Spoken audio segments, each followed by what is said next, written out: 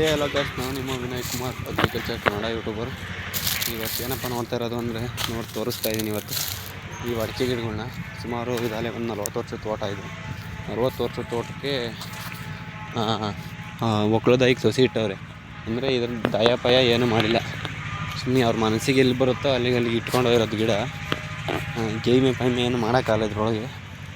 ನೋಡ್ಬೋದು ಗಿಡನ ತುಂಬ ಚೆನ್ನಾಗಿ ಬಂದೈತೆ ಗಿಡ ಮಾತ್ರ. ಫಸ್ಲು ಅಷ್ಟೇ ನೀಟಾಗಿ ಕಚ್ಚೈತೆ. ಗೊಬ್ಬರನೂ ಅಷ್ಟೇ ಎಲ್ಲ ಮೇಲೆ ಹಾಕೋದಷ್ಟೇ. ಮೇಲೆ ಹಾಕೋದು ಕೇಳಬೇಕು ಅಂದ್ರೆ ಡ್ರಿಪ್ ಅಂತ ಕರೆಕ್ಟಾಗಿಲ್ಲ. ಅಂದರೆ 2 ಲೈನಿಂದ 1 ಲೈನು 16 mm ನ್ಯಾಟ್ರಲ್ ಹೇಳೋದು ಕೈ ಬಿಟ್ಟವ್ರೆ. ಅದು ಕೈ ಬಿಟ್ಟರು ಕೂಡ ಒಳ್ಳೆ ಬೆಳೆನೂ ಚೆನ್ನಾಗುತ್ತೆ, ತೋಟನೂ ಸೂಪರ್ ಆಗೈತೆ. ಅಂದರೆ ಈ ಅತಿ ಹೆಚ್ಚು ನೀರು ಕೇಳ್ತಾ ಇಲ್ಲ, ಆ ಥರ ಬೆಳೆಸಿರೋದು. ನೀರು ಕಮ್ಮಿ, ಗೊಬ್ಬರನೂ ಕಮ್ಮಿ, ಇಳುವರಿನೂ ಜಾಸ್ತಿ, ಆ ಥರ ಟಾಪಿಕಲ್ಲಿ ಬೆಳೆಸಿರೋಂಥ ಮರಗಳಿವು.